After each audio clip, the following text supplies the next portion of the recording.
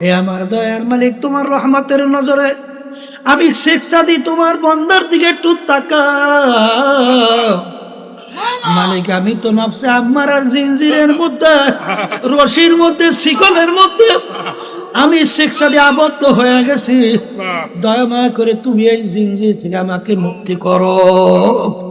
তাওফীক তাআত হামজাতু ইয়ামানাত ওয়া ইজাবাত হামজাতু। সন্তান মাকে টাইনা দুধ খাবে, এই শক্তি তো সন্তানের নাই। কিন্তু সন্তানের যখন দুধ খাওয়ার সময় আসে, মাকে যখন পাশে পাইতে মন চায়, তখন ওর একটা অস্ত্র আছে, ওয়া ওয়া কইরা কান্না শুরু করে। এমন মিসাইল মারে, ওই মিসাইলের সঙ্গে সঙ্গে মায়ের কলিজাটা থরথর করে কাইপে অস্থির হইয়া যায়। মা তার কাজ হাতের ভিতরে রাখতে পারে না, মায়ের কাজ হাতের থেকে ঠাস করে দৌড় দিয়া যাইয়া বাচ্চাকে ধরে, তামাম গায়ে পায়খানা প্রস্রাবে ভরা বাচ্চাকে মা রাগ করে আগুনেও ফেলায় না, পানিতেও ফেলায় না, ধোয়াইয়া পোষাইয়া কোলের ভিতরে জায়গা দেয় আর বলে, বাচ্চা রে, আমি তোমাকে কষ্ট দিছি বাজান, তুমি আর কান্দো না। ঠিক মা সন্তানকে যত মায়া করে, তার সে 100,000 কোটি গুণ বেশি মায়া করে আমার মালিক বান্দা বান্দিকে। যখন শেখ সাদি রহমাতুল্লাহ আলাইহি দিল থেকে ভাইঙ্গা দু চোখের পানি ছাইরা নিজে আল্লাহর কাছে সুপর্দ কইরা যখন বলে, মালিক আমার দুর্দশা দেখো,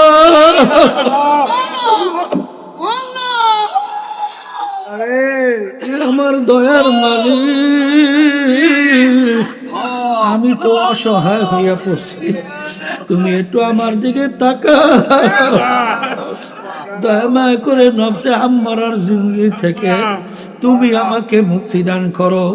তখন আমার মালিক বলেন, হায় মান আতানি ইয়ামশি আতাইতুহু হারওয়ালা।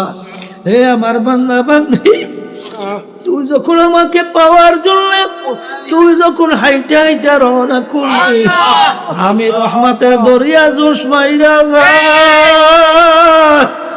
আমি মালিক তোর অস্থিরতা কান্না আমি সহ্য করতে পারি না, আমার রহমত দৌড় দেয়, দৌড় দিয়া যায় তোকে চাই না, আমার কুদরতে কোলের ভিতরে জায়গা না দিয়া ভাই না।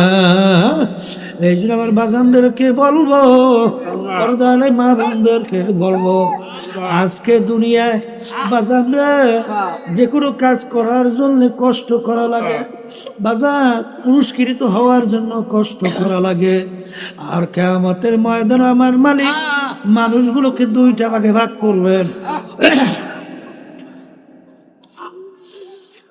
আরে যারা বেহেশতে মালিকের পুরস্কৃত জায়গা, শান্তির জায়গা বেহেশতে যাইতে চাও, তাদের দুনিয়ায় থাকা অবস্থায় কষ্ট করা লাগবে, নামাজ পড়ায় কষ্ট, রোজা রাখায় কষ্ট, পর্দা করায় কষ্ট, হারাম হালাল তমিজ পার্থক্য কইরা খাওয়া চলা কষ্ট, মিথ্যা থেকে বাঁচা কষ্ট, জুলুম থেকে বাঁচা কষ্ট, ঘুষ থেকে বাঁচা কষ্ট, সুদ থেকে বাঁচা কষ্ট, বাজান রে সাদাবাজি থেকে বাঁচা বড় কষ্ট, মিথ্যা বলা থেকে বাঁচা বড় কষ্ট। কিন্তু এই কষ্টের পথ অবলম্বন কইরা যদি তুমি আর আমি আল্লাহর ফজল ও করমে আল্লাহর উপরে তাওয়াক্কুল কইরা রাস্তায় পাড়ি জমাতে পারি, আমার মালিক তো বড় দয়ার, আমার মালিক তো বড় মায়া।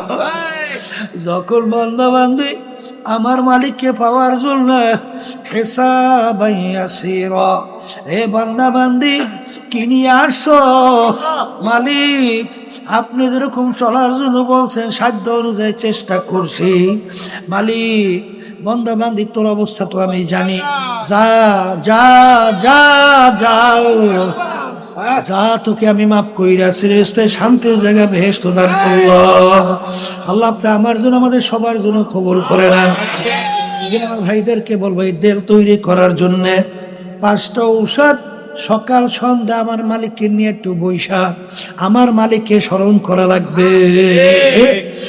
যদি যে আল্লাহর বান্দা বান্দে সকাল সন্ধ্যায় বৈশা আমার মালিককে স্মরণ করে, আমার মালিক বলে আনা জালিসুম মাযকুরনি, যেই বান্দা আমাকে নিয়ে আমার জিকির করে আমি কুদরতি ভাবে ওই জাকিরের সঙ্গে বৈশা যাই। মালিক যেই বান্দা বান্দির সঙ্গে কুদরতি ভাবে বসে ওই বান্দা বান্দি আর কোনো চিন্তা থাকে না, আমার মালিকই সেই বান্দা বান্দির জিম্মাদার হইয়া যায়। জোরে বলেন কথা ঠিক কিনা? আজানের কলব পরিষ্কার করার জন্য হাতিয়ার যত আল্লাহর হাবিব বলেন আল্লাহর জিকির, কথা কয় না? ইদিন কাশাফাল গুবারো আফারাসুন তাহতার জলে কাম হেমারো।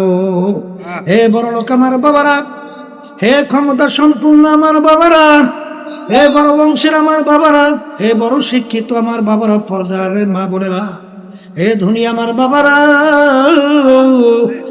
আজকে চক্ষু খোলা দুনিয়ায় যেই পরিচয় সেই পরিচয় দিয়া চলো। ওই এক যুগের ভিতরে কোন লোক যদি ঘোড়ার পিঠে সওয়ার হইতো সামাজিক দিক থেকে সম্মানিত হিসেবে পরিচয় লাভ করত।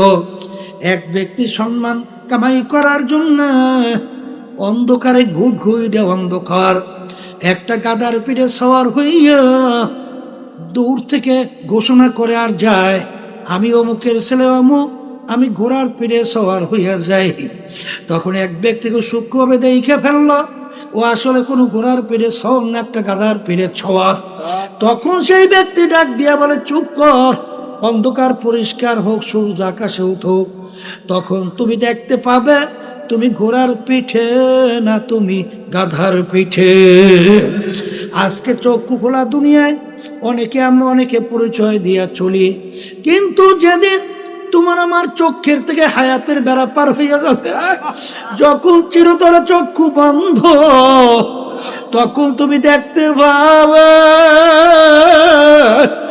তুমি কি অমুক টমুক সমুক না খোদা না কাছ থাকতাম জাহান্নামের কয়েদি ফাসাও ফাতারা। ইদিন কাশাফাল গুবারো আফরাসুন তাহতা রাজুলিকা হিমারু। আমার মালিক বড় দয়ার, বড় মায়া।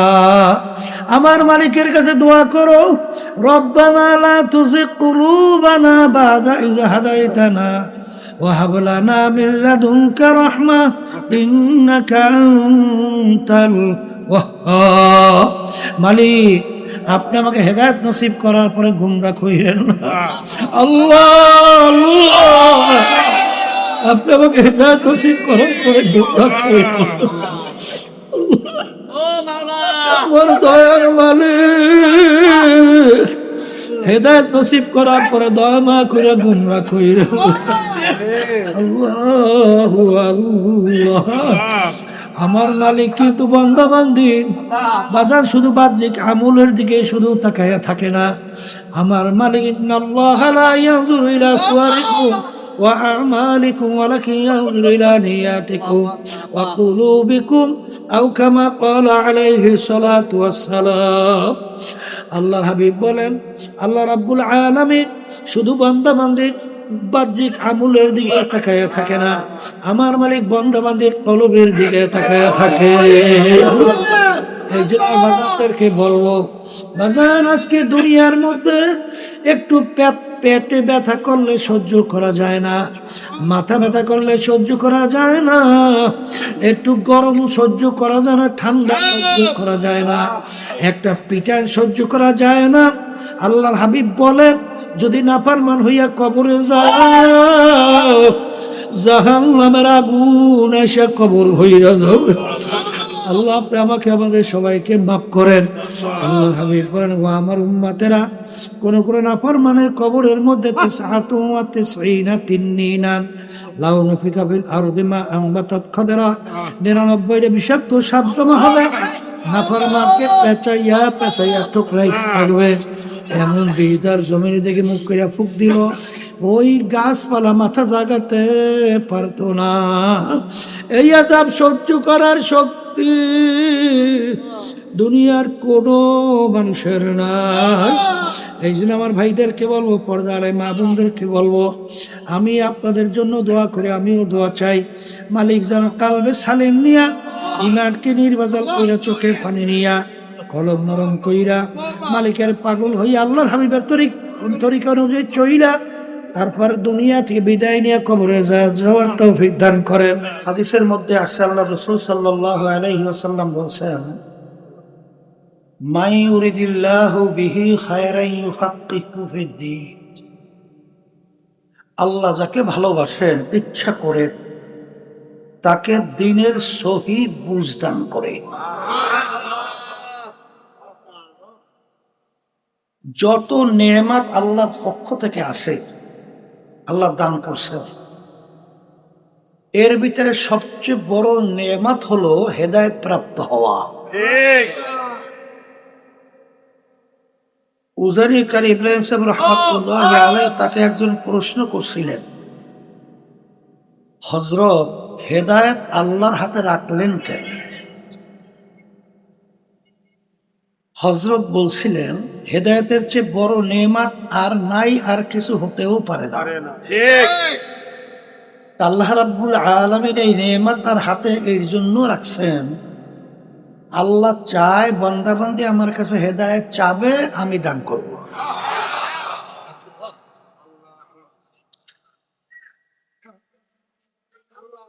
আমি বলছিলাম, যারা মাহফিলে আসে নাই, সুযোগ থাকার পরেও বুঝের অভাব। এখন বুঝের অভাব বুঝবে কারা? যারা মানুষ। আর সুরাতে মানুষ, ভিতরটা আবু জাহাল, উতবা সাহেব আবুল হাব মার্কা, এরা কিন্তু বুঝবে না। আল্লাহর হাবিবের চেয়ে সাল্লাল্লাহু আলাইহি ওয়াসাল্লাম আছে বড় ওয়াইজি, বড় দাওয়াত দেওয়া, বড় বুজুর্গ, বড় ওলি, গাউস, কুতুব, দ্বিতীয় আল্লাহ হাবিবের চেয়ে দ্বিতীয় কেউ আর বড় আছে? আল্লাহ রাসূল সাল্লাল্লাহু আলাইহি ওয়াসাল্লাম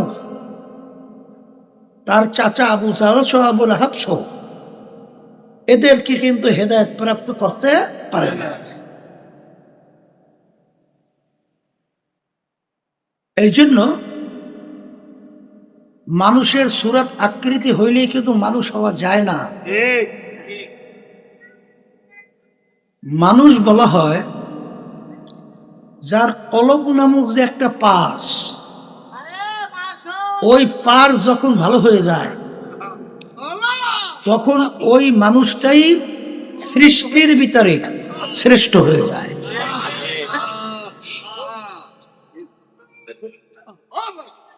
যেমন সমাজের ভিতরে এক শ্রেণীর মানুষ দেখবেন, তাদের আচার আচরণ, চাল চলন, কথাবার্তা, ব্যবহার এত ভালো, মানুষ তাদের ব্যাপারে মন্তব্য করে লোকটার চরিত্র ফেরেশতার মতো। আবার এক শ্রেণীর মানুষ দেখবেন, তাদের আচার আচরণ, চাল চলন, আমল, আখলাক, চরিত্র এত খারাপ, মানুষ মন্তব্য করে লোকটার চরিত্র কুকুরের চেয়েও খারাপ।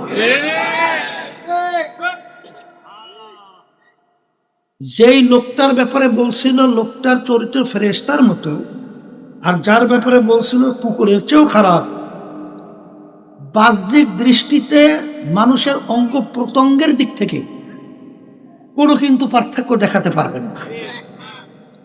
যেই লোকটা কুকুরের চেয়েও খারাপ, চক্ষু দুইটাই, ফেরেশতার মতো চক্ষু দুইটাই, হাতের দিক থেকে, পায়ের দিক থেকে, অঙ্গ প্রত্যঙ্গে কোনো পার্থক্য নাই। তাহলে বোঝা গেল মানুষের আকৃতি সূরা হইলেই আসলে মানুষ হওয়া। তাহলে মানুষ হওয়ার জন্য একটা উদাহরণ, ওমর রাদিয়াল্লাহু তাআলা আনহু প্রথম অবস্থায় কাফেরদের অন্তর্ভুক্ত ছিল।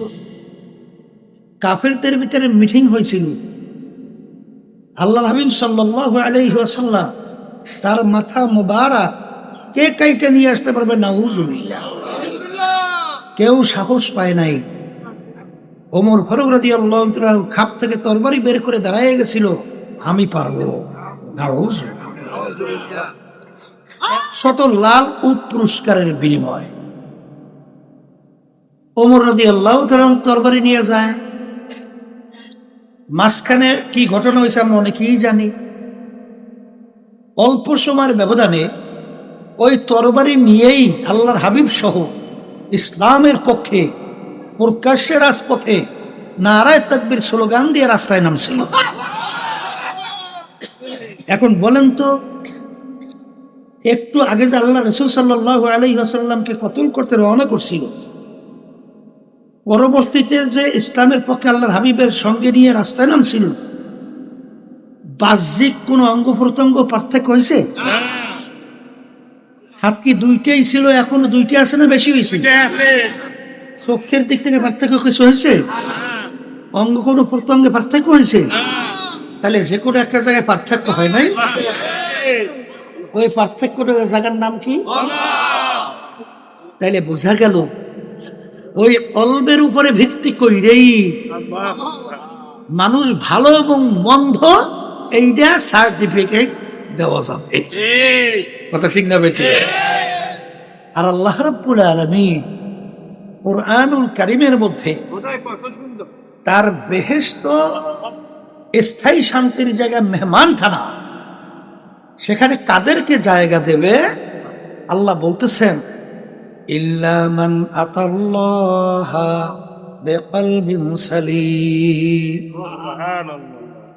ভালো পরিষ্কার পরিচ্ছন্ন কলব ছাড়া আমার পবিত্র জায়গা বেহেশতের ভিতরে জায়গা হবে না। আমি বলছি না, আল্লাহ বলছেন।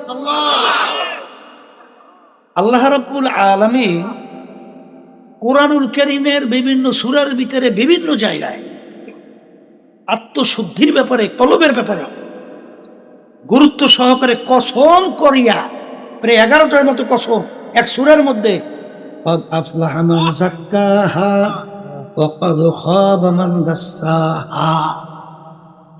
যারা আত্মাকে পবিত্র করবে তারাই নাজাত পাইয়া কামিয়াব হইয়া জান্নাতে যাবে। এই কলম যাদের পরিষ্কার নাই তারাই ক্ষমতায় যাওয়ার জন্য আল্লাহকে ছেড়ে দেয়। যাদের কলম পরিষ্কার হয় নাই তারা অহরহ মিথ্যা বলতে দ্বিধা করে না।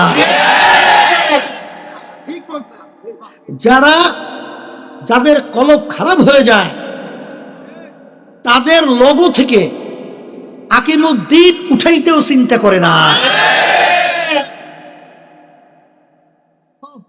কথা ঠিক না? আমার বাজানদেরকে বলি, হে কবরের যাত্রী, আল্লাহ রাসূল সাল্লাল্লাহু আলাইহি ওয়াসাল্লাম কাফেরেরা তার উপাধি দিয়েছিল আল আমিন, সত্যবাদী। আলামী শব্দের অর্থ কি? সত্যবাদী। আবু বকর রাদিয়াল্লাহু তাআলা তার উপাধি দিয়েছিল সিদ্দিক, অর্থ কি? সত্যবাদী। আল্লাহ রাব্বুল আলামিন যে আমাদেরকে দোয়া করতে বলেন, ইহদিনাস সিরাতাল মুস্তাকিম সিরাতাল্লাযীনা আন'আমতা আলাইহিম, মালিক আমাদেরকে ওই পথে চালা যেই পথে চলার পরে আপনার পক্ষ থেকে যাদের উপরে আপনার নেয়ামত বর্ষিত হয়েছে, অর্থাৎ আপনি যাদের উপরে রাজি খুশি হয়ে গেছেন তাদের পথে আমাদেরকে চালা। এইটা প্রত্যেক নামাজে পড়েন না পড়েন না? এখন কাদের উপর আল্লাহ রাব্বুল আলামিন রাজি খুশি হয়েছে? আল্লাহ রাব্বুল আলামিন অন্য আয়াতের ভিতরে বলেন, মিনান নাবিয়িনা ওয়াস সিদ্দিকিনা ওয়াস শুহাদাই ওয়াস সালিহিন ওয়া হাসুনা উলাইকা রাফিকা। এখানে আল্লাহ রাব্বুল আলামিন বলেন আল্লাহ রাজি খুশি হয়েছে নবী রাসূলদের উপরে, বলেন দ্বিতীয় হলো সিদ্দিকিন। সিদ্দিকের অর্থ কি? বলেন সত্যবাদীদের উপরে। বলেন তাইলে কি পাইলাম? আল্লাহ হাবিব সাল্লাল্লাহু আলাইহি ওয়াসাল্লাম উপাধি পায়, লকব পায় আল আমিন, সত্যবাদী। আবু বকর রাদিয়াল্লাহু তাআলা উপাধি পায় সত্যবাদী। আল্লাহ রাব্বুল আলামিন রাজি খুশি সত্যবাদী। আল্লাহ রাব্বুল আলামিন হুকুম করেন ওয়া কুনু মা'আস সাদিকিন, তোমরা সত্যবাদীদের সঙ্গে স্পর্শে যাও, তাদের দলভুক্ত হইয়া চলো, তাদের সোহবাত অবলম্বন করো। কে হুকুম করছে? তাইলে বুঝা গেল সব জায়গায় ভাই সত্যবাদী। আর যারা নাকি ইসলামের নামে নাম দিয়া পা হইতে মাথা পর্যন্ত বলতে গেলে মিথ্যা, তাহলে বুঝতে হবে এরা আল্লাহর হাবিবের উম্মতের দলভুক্ত না, এরা সিদ্দিকীদের দলভুক্ত না। এদের সঙ্গে যারা সম্পর্ক রাখবে আল্লাহর হুকুমের বিরুদ্ধাচরণ করছে। আল কিযবু ইউহলিক, হাদিসের মধ্যে আসছে মিথ্যাবাদী ধ্বংসপ্রাপ্ত। আপনাদের কাছে একটা কথা জিজ্ঞেস করি, যারা মিথ্যা বলে তাদের সাক্ষী গ্রহণযোগ্য? হ্যাঁ, দুনিয়ার দিক থেকেও না, ইসলামের দিক থেকেও না। যাদের থেকে একবার মিথ্যা প্রমাণিত হয় তার সাক্ষী গ্রহণযোগ্য না। যার থেকে একবার মিথ্যা প্রমাণিত হয় তার থেকে হাদিস রওয়ায়াত করলে গ্রহণ করা জায়েজ আছে, তার হাদিস বর্ণনা করা সহিহ নাই, জায়েজ নাই, গ্রহণ করা যাবে না। ঠিক না ভুল বলছি? এই জন্য আমার বাজানদেরকে বলবো, পর্দা আলে মা বোনরা যারা শুনতেছে, এই কলব ভালো না হওয়ার কারণে আজকে আমরা কি দেখি যে দুনিয়ার মোহ, ক্ষমতার মোহ, সম্মানের মোহ, অর্থের মোহের কারণে আল্লাহকে ছেড়ে দেয়। আমরা ইতিহাস পড়ে কি পাই? ইব্রাহিম বিন আদহাম রহমাতুল্লাহি আলাইহি বলকের বাদশাহী ছাড়ছিল, এত আরাম, এত আয়েশ, এত সম্মান, এত কিছুর পরে বাদশাহী ছেড়ে দিয়া এই লাকড়ি টানার দায়িত্ব পালন করে, এই ময়লা টানার দায়িত্ব পালন করে। কাকে পাওয়ার জন্য? বলেন আল্লাহকে পাওয়ার জন্য। বলেন সাহাবায়ে কেরামরা বাড়িঘর ছাড়ছিল, আত্মীয় স্বজন ছাড়ছিল, এমনকি স্ত্রী বাচ্চা ছাড়ছিল, এই আরাম আয়েশ ছাইরা পেটের ক্ষুধায় পাথর পর্যন্ত পেটে বাঁধছিল, রৌদ্রের ভিতরে পুইরা চামড়া কালো হয়ে গেছিল। এই যে সব কিছু করলো, কষ্ট করলো, কাকে পাওয়ার জন্য? আর আজকে বর্তমানে এক শ্রেণী দেখা যায় ক্ষমতায় পাওয়ার জন্য, ক্ষমতায় যাওয়ার জন্য আল্লাহকে ছেড়ে দেয়।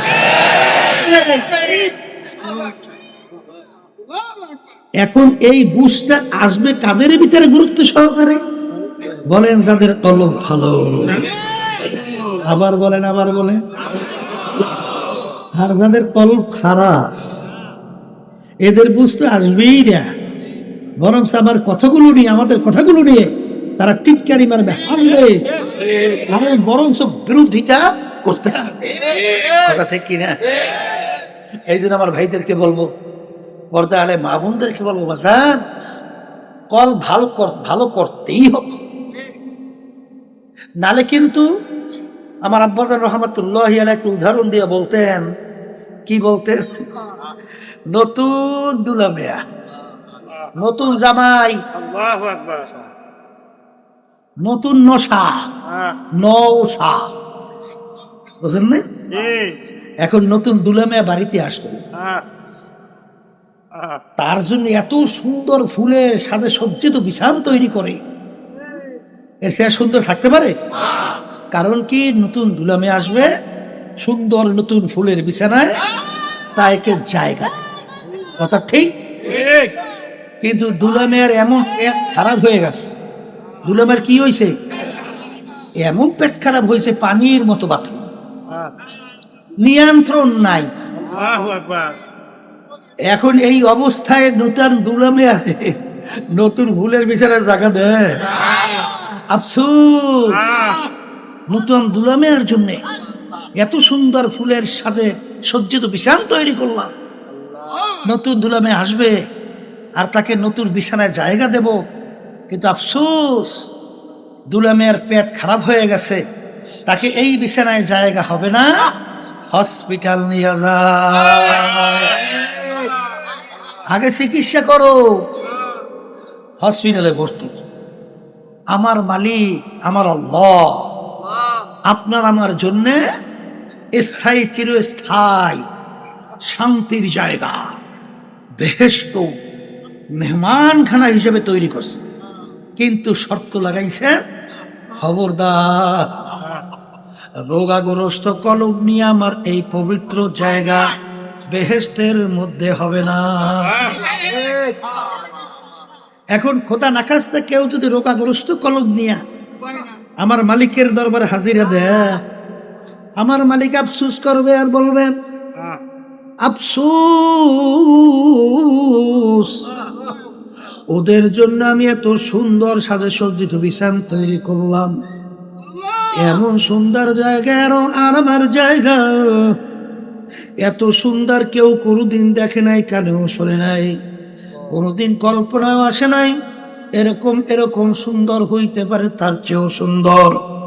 কিন্তু আফসোস ওদেরকে আমি বলছিলাম এই জায়গায় জায়গা পাওয়ার জন্য, হারে কদ আফলাহা মান সাক্কাহা ওয়া কদ খাবা মান দাসসাহা ইল্লা মান আতাল্লাহা বিকলবিন সালিম। পরিচ্ছন্ন সুস্থ কলব ছাড়া আমার পরিচ্ছন্ন বেহেশতের ভিতরে জায়গা হবে না। কেউ যদি রোগাগ্রস্ত কলব নিয়া মালিকের দরবারে হাজিরা দাও, আমার মালিক বলে, ফেরেশতারা এই অবস্থায় অপবিত্র কলবের অধিকারী এই লোকদেরকে আমার পবিত্র জায়গা বেহেশতের ভিতরে দেওয়া যাবে না। যাও যাও যাও, ওদের কলবের চিকিৎসার জন্য আমি হসপিটাল বানায় রাখলাম জাহান্নাম। আল্লাহ আপনি আমাকে আমাদের সবাইকে মাফ করিয়া দেন। আল্লাহ,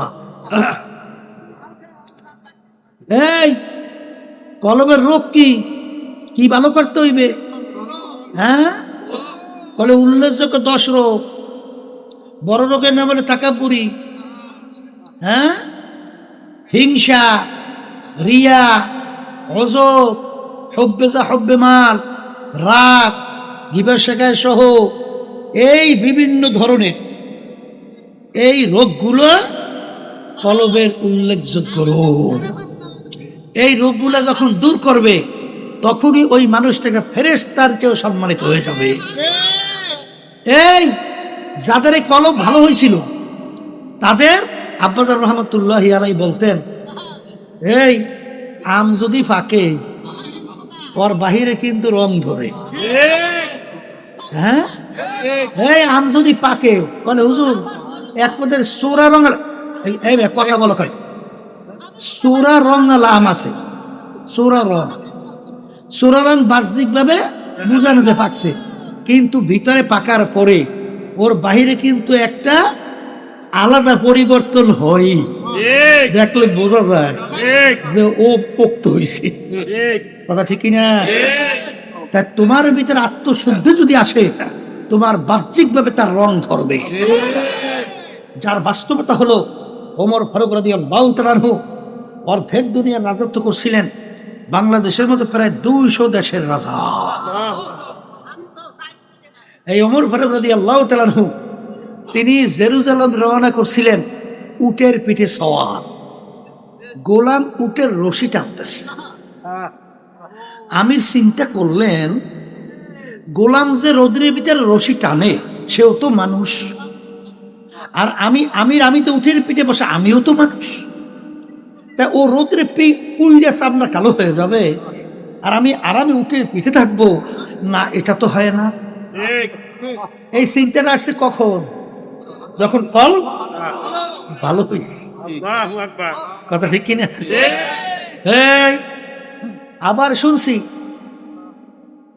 যে আগের যুগের জমিদার তালুকদাররা বর্মেয়ারা গরিব শ্রেণী মানুষ, ওই যে কোচ দিয়ে মাছ ধরে না, কোচ চল টেডা টেডা, তো একজনে বলে ওই কোচ দিয়া মাছ ধইরা যাইতে আস, তেমন ওই জমিদার ডাক দিছে, তালুকদার বড় মেয়ে এদিকে আস।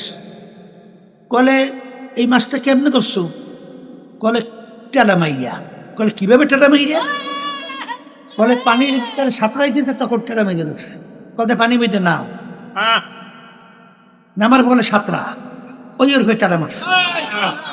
মানুষ কথা বলছেন, কি বলছেন? এই বেটা তুই লোকের কি খেয়াল শুনে তাই যেই হোক, যে কথা বলতে চাইছিলাম, মানুষের কথাটা শুনতে দিলে এই দায়িত্ব নেবে। যেই কথা বলতে চাইছিলাম যে এরাও তো মানুষ, আর ওমর ফারুক রাদিয়াল্লাহু তাআলা সেও তো মানুষ। তার ভিতরে চিন্তা আসছে, আশরাফুল মাখলুকা রোদ্রের ভিতরে একাও এই বেটার জন্য তো মানুষ বয়স শুনতে পারবে না। তাই যেই কথা বললো না, যেই কথা বলতে চাইছিলাম, ধৈর্য ধরতে হইবে না? ধৈর্য সাথে আল্লাহ থাকে না? আচ্ছা তো বললো ভালো। তাই যেই কথা বলতে চাইছিলাম যে তিনি গোলামকে হুকুম করলেন, গোলাম তুমি উটের পিঠে ওঠো, আমি উটের রশি টানব। আমির অর্ধেক দুনিয়ার রাজত্ব করেন যে সে উটের রশি টানবে, আর গোলাম উটের পিঠে বসা থাকবে। হায় হায়, গোলাম বলতেছে আমির এটা কি কইরে হয়? আমি হুকুম করছি, করতে হবে। গোলাম উটের পিঠে উঠছে, আমির উটের রশি টানে। আবার কিছুক্ষণ পর আমির উটের পিঠে, গোলাম রশি টানে। পালাক করমে এক পর্যায়ে যখন জেরুজালেম পৌঁছল, তখন আল্লাহর কুদরত, রশি টানার পালা পড়ল আমিরুল মুমিনিনের পালা পালা। এখন লোকজন তো অভ্যর্থনার জন্য অপেক্ষায় আছে, আর নতুন এলাকায় আমিরকে সবাই চেনেও। এখন অভ্যর্থনার জন্য যখন উঠের কাছে গেল, গোলাম উঠের ভিতর থেকে ডাক দিয়ে বলে আমি আমির না, আমির উঠের রশি। এই অবস্থা হয় কখন? বলেন যখন কাল ভালো হয়। কথা ঠিক কিনা? এই যাদের কল কেউ অনর্থক কষ্ট দেয় না, যার কল ভালো হয় সে অনর্থক একটা গাছের ডাল ছেড়ে না। যার কল ভালো হয় সে কথার মাধ্যমে একটা মানুষকে কষ্ট দেয় না, একটা পশুকে কষ্ট দেয় না। কথা ঠিক কিনা? এই জন্য কল ভালো করা লাগবে না? ভালো করবেন শুইয়ে শুইয়ে নাকতে নিয়ে তো মাথায় নিয়ে ঘুমাইনি ভালো হয় না? চেষ্টা করা লাগবে। আবার বলেন না কেমন চেষ্টা?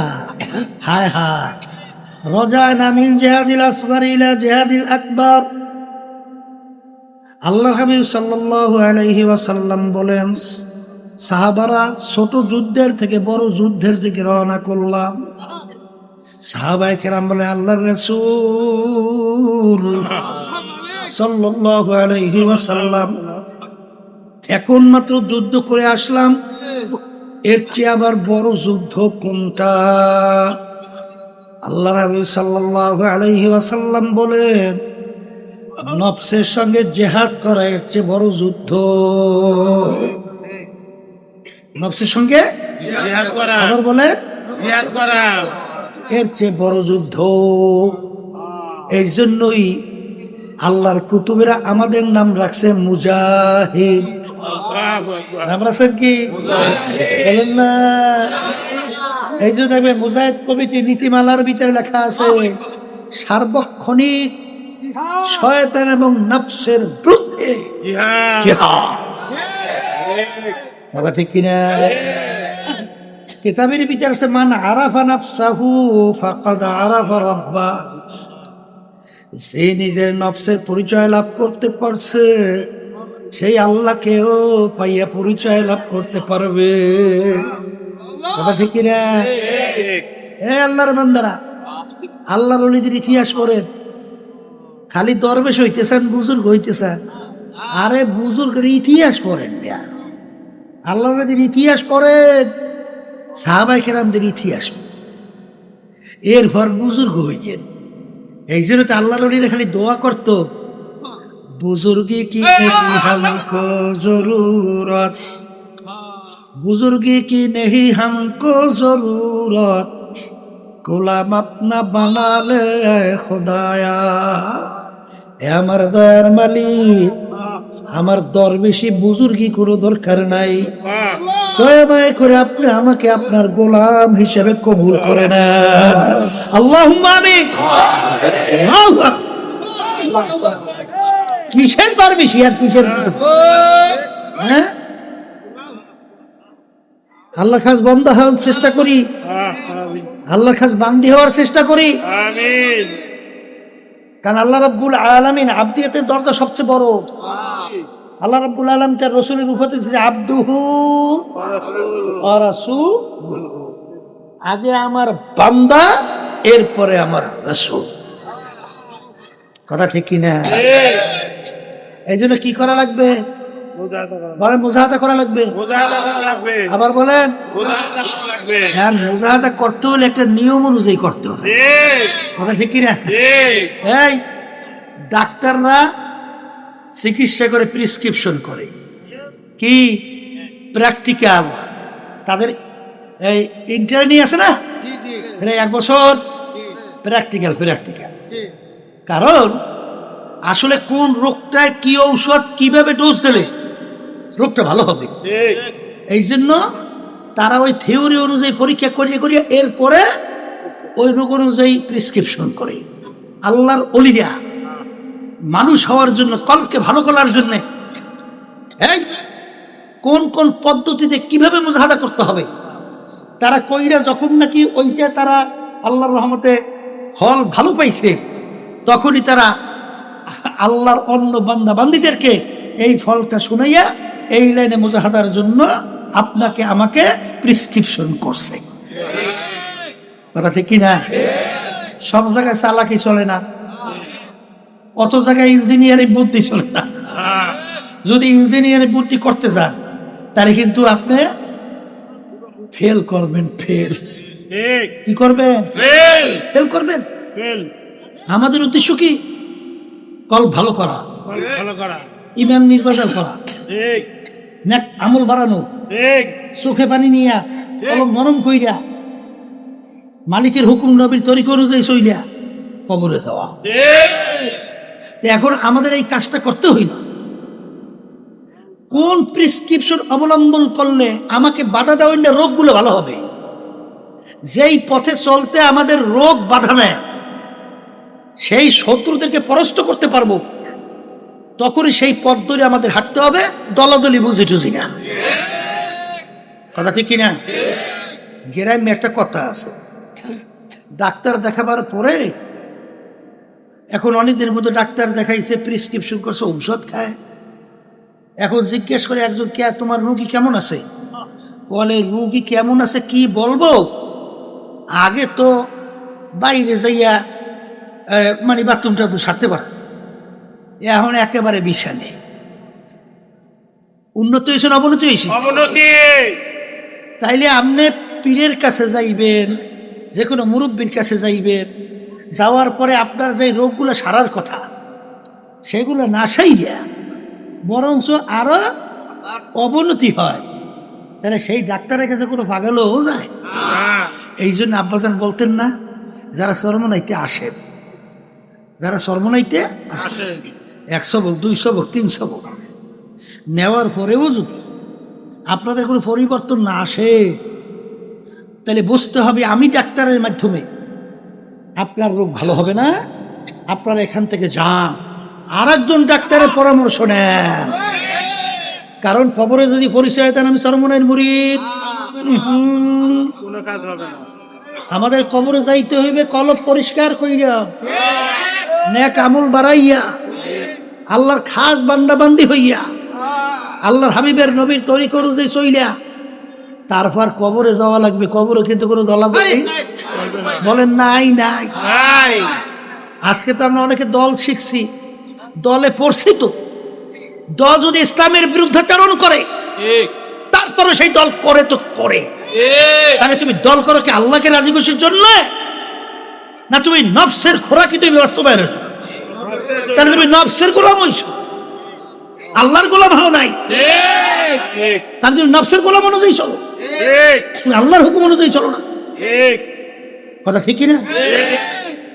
এই জন্য আমার ভাইদেরকে বলবো, পর্দা আলে মা বোনদেরকে বলবো, আমাদের এই তরিকার নাম সিস্তিয়া সাবিল, ঠিক না?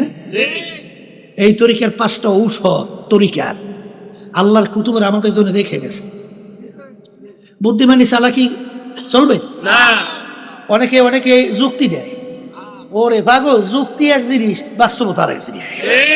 কথা কয় না? যুক্তি এক জিনিস, বাস্তবতা আরেক জিনিস। যুক্তি দিয়া কোনদিন কেউ কোনদিন লক্ষ্য উদ্দেশ্যে পৌঁছতে পারছে না, ওদের মাঝখানে ধ্বংস হয়েছে।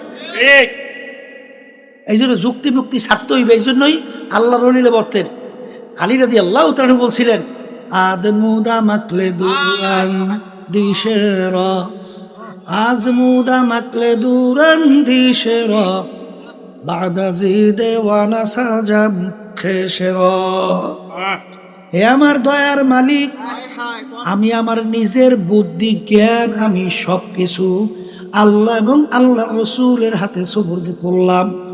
আল্লাহ এবং আল্লাহর রসুল আমাকে যেভাবে চলতে বলেন, ব্যক্তিগত জীবন, পারিবারিক জীবন, সামাজিক জীবন, রাজনৈতিক জীবন, ব্যবসা ক্ষেত্রে, কামাইয়ের ক্ষেত্রে, খরচের ক্ষেত্রে, সব ক্ষেত্রে যেভাবে চলতে চালাতে বলছেন, ওইভাবে আমি চালাবার জন্য আমি পাগল হইয়া গেলাম। এখন আমার আর কোনো নিজের বুদ্ধি, আমার কোনো নিজের জ্ঞান আমি ওখানে আর অ্যাপ্লাই করব না। আল্লাহ এবং আল্লাহর রাসূল আমাকে যেভাবে বলছেন ওইভাবে চলার নামই হলো মুসলমান। মুসলমানি বুয়াদ করদান হাদান আনে খুদ বাদস্তে খা জাদাদা। ঘোড়া যখন মুখের ভিতরে লাগাম লাগায়, আর ঘোড়ার নিজের ব্যক্তিগত শক্তি, বুদ্ধি, চালাকি আর চলে না, সবারই যেভাবে তাকে চালায় সেইভাবে চলার নামই হলো লাগাম লাগানো। আমরা যারা মুসলমান দাবি করে, আরবি শব্দ, ইংরেজিতে বলে সারেন্ডার, বাংলা অর্থ হলো আত্মসমর্পণ। আল্লাহ এবং আল্লাহ রসুলের হাতে আপনাকে যখন সুপুর্দ করতে পারবেন, কিন্তু এক শ্রেণী আমার বাজানরা, পর্দা আলে মা বোনেরা, মুসলমান দাবি কইরা আত্মসমর্পণ দেখা যায় অন্য জায়গায়। এই জন্য কবি মুসলমানদেরকে স্মরণ করায় দেওয়ার জন্য বলেন, ও মুসলমান না আমেরিকা লা লন্ডন সে উলফত, হামি মস্ত মদিনা কর খুদায়া। না আমেরিকা লা লন্ডন সে উলফত, হামি মস্ত মদিনা কর খুদায়া। এ মুসলমান, তোমাদের রাস্তা তো লন্ডন, আমেরিকা, ভারতের বা অন্যান্য আদার্স ওই জায়গার রাস্তা না, তাদের কালচার না, তাদের সংস্কৃতি না। তোমাদের কালচার, তোমাদের সংস্কৃতি হবে মদিনা ওয়াল আল্লাহর হাবিবের সংস্কৃতি।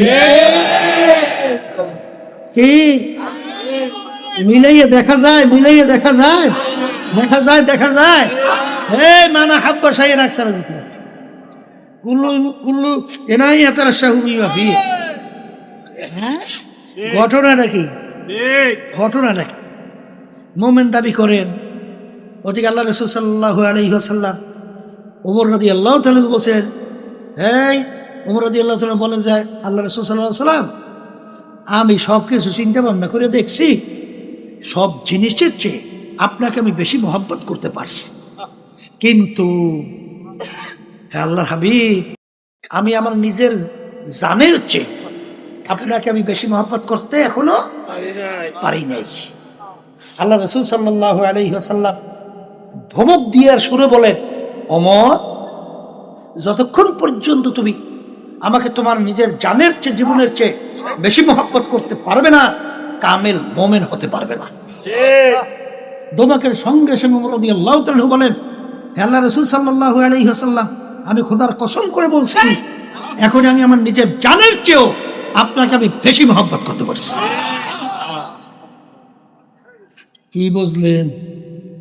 হ্যাঁ, এই জন্য আমার বাজানদেরকে বলবো, আসলে আমাদের চিন্তাও নাই, চেষ্টাও নাই।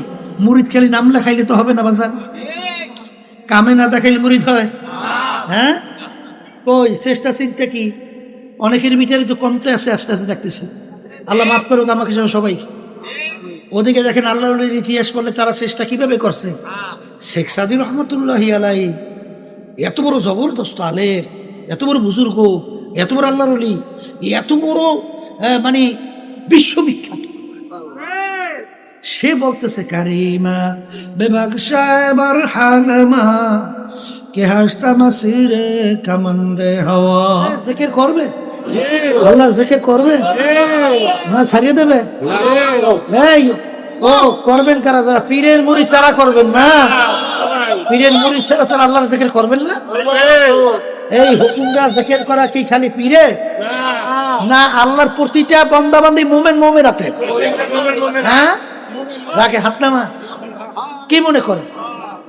অনেকে মনে করেন যে জিকির করবে না যারা পীরের মুরিদ। আল্লাহ কোন জায়গায় বলছে যারা পীরের মুরিদ যারা যে আমার জিকির করো? এখানে আল্লাহ কি বলছেন? ইয়া আইয়ুহাল্লাযীনা আমানু উযকুরুল্লাহা যিকরান কাসীরা ওয়াসাব্বিহুহু বুকরাতান ওয়া আসিলা। কথা এই জানা? এখানে শুনছেন হে সরমুনাই মুরিদেরা না, হে পীরেরা না, হে আলেমেরা না, হে মুফতিরা না, হে চেয়ারম্যান মেম্বার এমপি মিনিস্টাররা না, আমার জিকির করো বলছে না। কি বলছে? যারা ঈমান আনছো, যারাই আমাকে বিশ্বাস করো, তারাই আমার জিকির বেশি করো। একই কোরআন আয়াত শুনাইছি না কিছু শুনাইছি? হ্যাঁ, তাহলে তুমি মুসলমান দাবি করো না? আচ্ছা না, আপনি মুসলমান দাবি করেন না, তাহলে আপনি এই আয়াত মানবেন না? মানবেন? তাহলে কই আল্লাহর জিকির তো করেন না? তাহলে হুজুর নামাজ তো আল্লাহর জিকির, হ্যাঁ, কোরআন কারীম তেলাওয়াত আল্লাহর জিকির, অন্যান্য ইবাদত আল্লাহর জিকির, কথা সব ঠিক আছে, কথা ঠিক কি না? কিন্তু ওয়াসাব্বিহুহু বুকরাতান ওয়া আসীলা, নামাজ কি খালি ভোরে আর বিকেলে না 5 ওয়াক্ত? হ্যাঁ, এই উযকুরুল্লাহ যিকরান কাসীরা, বেশি আমার জিকির করো। অন্য হাদিসের মধ্যে আসছে লা ইয়াজালু লিসানুকা রাতবাম মিন যিকরিল্লাহ, একটা মুহূর্ত জিহ্বা আল্লাহর জিকির ছাড়া খালি রেখো না। এখন বলেন, এই জিহ্বা চালাইতে হইলে আপনি রাস্তায় হাঁটতে আছেন, ক্ষেতের ভিতরে কাজ করতে আছেন, এই পানির ভিতরে নাইমে ধান লাগাইতে আছেন, ওই সময় নামাজ পড়া যায় না? ওই সময় বসে তেলাওয়াত করা যায় না? ওই সময় অন্য ইবাদত করা যায় না? তখন আপনি জিহ্বা কোন তেলাওয়াত কোন ইবাদত করবেন? এই জন্য আল্লাহর ওলিরা বলতো না, হাতে করো হাতের কাজ, মুখে নাও আল্লাহর নাম। এই কথা ঠিক কি না? হাতে কাজ করবা তোমার কাজ, আর জবান নাম চালাইয়ে দাও, আল্লাহর নামে জারি করে দাও। হুজুর মন তো চায় না। আমার আব্বাজান বলতেন চাইবে কিভাবে? এই যার রোবাইয়া জিহ্বা নষ্ট হয়েছে তার কি ভালো খাদ্য খাইতে মন চায়? তিতা লাগে, তিতা। খাদ্যের দোষ? খাদ্যের দোষ না অসুস্থের কারণে জিহ্বা নষ্ট হয়েছে? জিহ্বা নষ্ট হয়েছে, এখন ডাক্তারের কাছে যাওয়া লাগবে না? কেউ যদি খামখেয়ালি করিয়া বলে যাই তোর খাদ্য তিতা, যা মানে, আরে ভাই আমার খাদ্য তো ভালো, তুমি কিসের তিতে বলো? আসলে ভাইজান আপনার মনে হয় অসুস্থতার কারণে জিহ্বা খারাপ হয়েছে। ভাইজান আপনি খাদ্যের দোষ দিয়ে না, ডাক্তারের কাছে যান। কথা ঠিক? তা তোমার আমার আল্লাহর হুকুম, আল্লাহর হাবিবের তরিকা অনুযায়ী চলতে ভালো লাগে না, ইবাদত ভালো লাগে না, বুঝতে হবে এটা ইবাদতের দোষ না, নামাজের দোষ না, রোজার দোষ না, তোমার কলব খারাপ হওয়ার কারণে। হ্যাঁ, কলব ভালো করা লাগবে। এই জন্য কেউ শয়তানের বন্ধু বানাইয়েন না, যান আল্লাহওয়ালাদের কাছে যান, তারা হইল রুহানি ডাক্তার, তাদের কাছে প্রেসক্রিপশন স্যার, এই ফের ঔষধ খান, দেখবেন আল্লাহ অল্প সময়ের ব্যবধানে দেখবেন। আগে নামাজ পড়তে তো ভালো লাগে না, জীবনে উপসবে সেজা দেয় না, এমন হুশ থাকতে নামাজ ছাড়তে পারে না। এরকম ঘটনা বাংলাদেশে হাজার হাজার লক্ষ লক্ষ আছে না? আছে না? এই জন্য আমার বাজানদেরকে বলবো, পর্দালে মা বোনরা যারা শুনতেছেন শোনেন, আজকে মাতুব্বারি টাকার গরম, ক্ষমতার গরম, দলের গরম, বংশের গরম, শিক্ষার গরম, সব চলবে, অসুবিধা নাই। কিন্তু কবরে কিন্তু একা। কবরে কি একা? ওখানে দল আছে, দলের নেতারা আছে, নেত্রীরা আছে, টাকা ক্ষমতা, তাহলে ওখানে পথ চলবেন কেমনে? কেমনে চলবে? এই জন্যই পুঁজি গুছাইয়া তারপর কবরে যাওয়া লাগবে। আল্লাহ রহমতে চেষ্টা করতে রাজি আছি না? আল্লাহ আমাকে আমাদের সবাইকে তৌফিক দান করে। আবার কেউ আশার সাগরে পেট বসাইয়েন না। আল্লাহ কিন্তু তাদেরকে স্মরণ করাইয়া দিয়েছেন, আল্লাহ কুমুত্তাকাসু হাত্তা যুরতুমুল মাকাবির। আরো বাঁচবো, আরো বাঁচবো, আরো বাঁচবো, আশা নাই? আশা নাই? আমি প্রায় সময় উদাহরণ দিয়ে বলি না, আমি যখন সরমনি ইউনিয়নে চেয়ারম্যান ছিলাম তখন আমার সঙ্গে মেম্বারই করছিল। তো একদিন আমি এক জায়গায় বসা, মেম্বার সাহেব আমার কাছে আসে দেখা করতে। ওদিকে আল্লাহর বান্দা স্টক কইরা একটা সাইড লাগিয়ে গেছে, মানে এত অসুস্থ, মানে ঠিক মতো হাঁটতে আমার কাছে আসতে খুব কষ্ট হয়েছে। তাই সে সালাম দিছে, দেখা হয়েছে। তখন আমাকে বলতেছে, হুজুর আমার জন্য তো দোয়া করেন। কি দোয়া? কলে, হুজুর সামনে তো মেম্বারের নির্বাচন আসতে আছে, হুজুর আমি শেষবারের মতো আমি একটু লোকজনের কাছে একটু যাইয়া আবার একটু দোয়া চাইয়া দেখি আমি একটু মেম্বার হইতে পারি কিনা। এমন এই কথা আমি শুই না, এমন না পারি হাসতে, না পারি কাঁদতে, যে আফসুস আল্লাহর মধ্যে ঠিক মতো হাঁটতে পারে না, এত অসুস্থ। এরপরও তার অনেক আশা, সে মেম্বার হবে। কয়েকদিন পরেই শুনি আল্লাহর বান্দা। তাই যারা নাকি আশার সাগরে পেট বাসাইয়া সাঁতরাইতেছে, এদের কি আল্লাহ স্মরণ করাই দিতেছে, আল্লাহ যারা এই আশার সাগরে ভাসো, এমন একটা সময় তোমার জন্য অপেক্ষা করতেছে। আশা তোমার আশাই থাকবে, আশা আর বাস্তবায়িত হবে না। এরপরে ঘোষণা হইতে থাকবে, অমুকে আর দুনিয়াতে নাই। কথা ঠিক না বেঠি? এই যে জুলাই 24, এই 18 তারিখ আমাদের যে এই বাইতুল মুখে উত্তর গেটে যে গুলির পর আজকে প্রোগ্রাম গেল, কত লোক দেখলাম রাস্তার ভিতরে ঘিলু বেরিয়ে গেছে, আশরাফুল মাখলুকাত পড়িয়ে রয়েছে রাস্তা। যুবক যুবক ছেলেরা, উঠতি বয়সের সন্তানরা, ওরা বুঝছিল যে এই দুনিয়ার আলো ওদের থেকে চিরতরে মিঠে যাবে। বুঝছিল? বুঝে নাই? তাহলে আপনার বুঝ আছে কার কার যে আপনি একেবারে বুড়ো হইয়া ধান্দা হইয়া 100 বছর বয়স হইয়া এরপর মরবেন, এরকম আশা আছে কার কার? নাই নাই। তা যদি না থাকে তাহলে কবর একটু চিন্তা ভাবনা করে সোজা হয়ে যাওয়া লাগবে না? কথা ঠিক না? এখন সোজা হইবেন কেমনে? আমাদের কলবের রোগ দূর করতে হবে, নেক আমল বাড়াতে হবে, ইমানকে নির্ভেজাল করতে হবে। ইমান নির্ভেজাল কিভাবে হয়, কলব কিভাবে পরিষ্কার হয়, নেক আমল কিভাবে বাড়ে, এটা আমাদের জানতে হবে। এরপরে আমাদের আল্লাহর হুকুমা কুনুমা সাদিকিন, সাদিকিন বন্ধুদের সংস্পর্শে যেতে হবে, তাদের পরামর্শ অনুযায়ী আমাদের জীবনকে চালাতে হবে। যারাই আল্লাহর রহমতে চালায় তারাই আল্লাহর রহমতে দেখা যায় দিনের দিন তাদের নেকের পাল্লা ভারী হওয়া, পথ আল্লাহর মতে পরিষ্কার হয়। আর যারা চালাকি করে আর আশায় থাকে, আল্লাহ মাফ করুক, কোনো বিপদ যেন না হয়। এই জন্য আমার ভাইদেরকে বলবো, পর্দা আলে মা বোনদেরকে বলবো, আমি বুঝের জন্য আপনাদের সামনে যে কোরআন কারীম শুরু আয়াত তেলাওয়াত করছিলাম, যারা জ্ঞানী, যাদের আকল আল্লাহ দান করছেন, যারা বুঝতা, তারা চিন্তা করবে কোরআন কারীম 1900 বছর আগে নাযিল হইল, আল্লাহর হাবিব ছিলেন দুনিয়ার দিক থেকে এই উম্মি।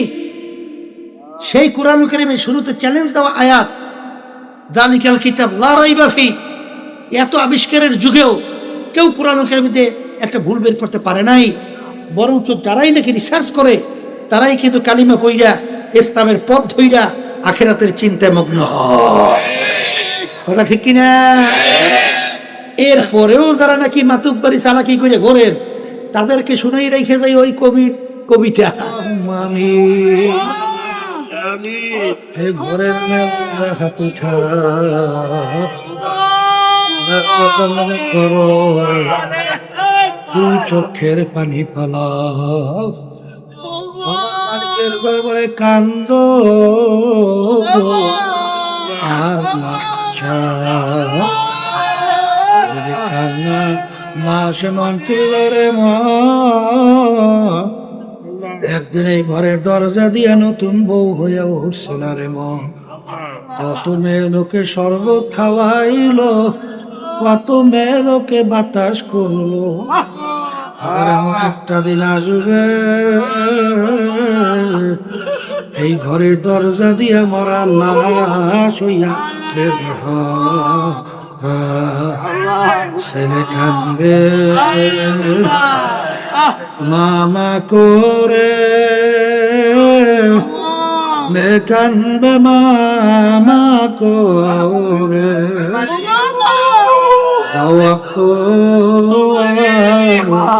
দিবা না।